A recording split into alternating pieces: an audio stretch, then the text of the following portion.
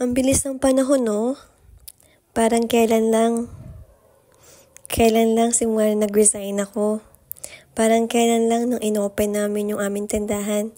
Pero heto na, 10 months na po ang ating munting tindahan. Nakakatuwa lang. Alam nyo ba, sa totoo lang, hindi ko pa rin inaakala or hindi ko pa rin maisip na end up kami sa pagtatayo ng aming munting negosyo. Kasi plano pa lang namin talaga yan ng husband ko nung nasa Dubai kami. Every time na mag-meet kami tuwing off ko, pinag-uusapan talaga namin is yung plan namin right after namin matapos yung contract namin. Actually, ang main plan talaga namin ay ngayon pa lang talagang August 2025 ang tapos ng contract namin sa Nesto. Pero napaaga nga lang kasi nagkaroon ako ng magandang offer sa panibagong company. Kaya naman maaga akong nag-resign sa Nesto. Pero yung husband ko is dire-diretso siya at di siya naghanap ng ibang work that time. Pero dahil sa gusto ko na makakasama, tapos medyo may konti rin naman kaming ipon, kaya naman lakas loob na lang akong nag-resign, tapos pina-resign ko rin siya. Nakaka-burnout kasi talaga kapag 5 years ka na sa ibang bansa, yung homesick, tapos yung stress sa work, tapos yung feeling mo, ginawa mo naman lahat, pero yung sahod hindi sapat, Charles. Ganun ba yung pakiramdam? Tapos feeling ko, napag-iiwanan ako kasi yung mga classmates ko ng college at saka nung high school, nakikita ko yung mga post nila. Hindi naman po sa naiinggit, pero parang nagkaroon kasi ng realization yung buhay ko nung nakita ko yung mga post nila na yung iba may permanent work na. Tapos ako, contractual work pa rin lang ako pero sa ibang bansa pa.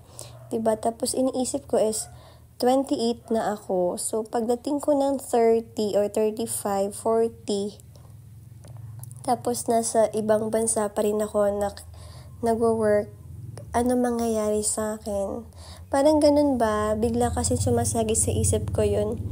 Okay lang naman. Nagpapadala pa rin naman ako that time. Yun nga lang is pigil na kasi inisip ko rin talaga yung sarili ko.